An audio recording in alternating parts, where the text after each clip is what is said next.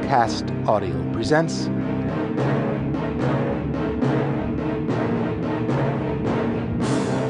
Tamora Pierce's The Realms of the Gods, Book 4 of the Immortals Quartet.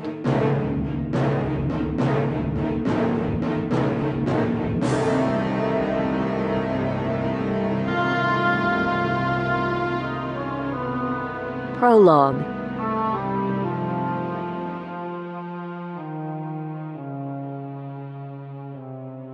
A magical barrier had separated the realms of the gods from the mortal realms for over 400 years. While it stood, mortals were safe from the legendary creatures known as Immortals, so named because, unless they were slain, they lived forever. Giants, stormwings, griffins, basilisks, tauroses, coldfangs, ogres, centaurs, winged horses, unicorns. In time, all became the stuff of children's tales, or the concern of scholars who explored the records of times long gone. In the 8th year of the reign of Jonathan and Thyat of Tortall, mages in Carthag found the long-lost spells that were the keys to gates into the divine realms. Ozorne, the Carthagi emperor, turned those spells to his own use. His agents opened gates into other kingdoms, freeing immortals to weaken Carthag's enemies for later conquest. Even those immortals who were peaceful or indifferent to human affairs created panic and confusion wherever they went. Gate after gate was opened. No thought was spared concerning the long-term effects on the barrier.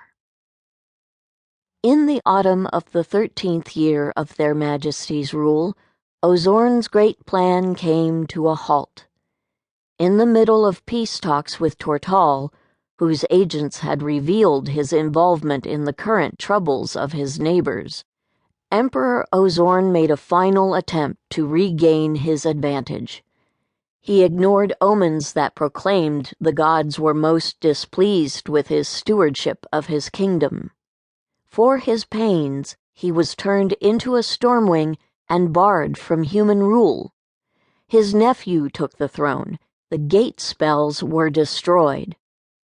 By that time, however, the barrier had been stretched in 1,000 places to cover the holes made by the magical gates. Its power flickered like a guttering candle.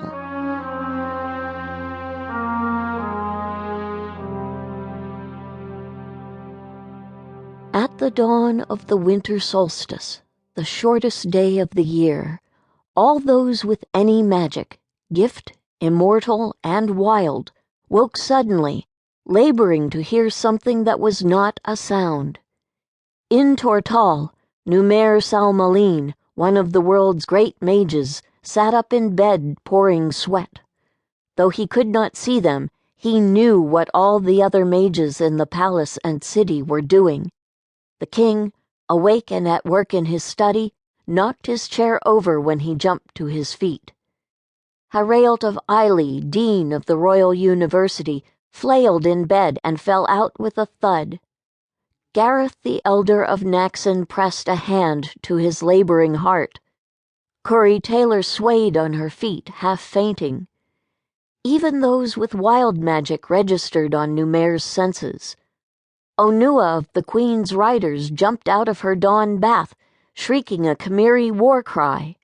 Stephen Groomsman dropped out of his loft, landing safely on bales of hay, while the horses who loved him whickered in concern.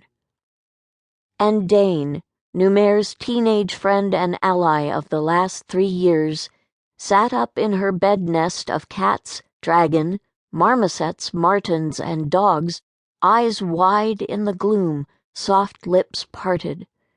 The young dragon sky song trilled without stopping, her voice spreading in a series of rippling pools, soon to reach and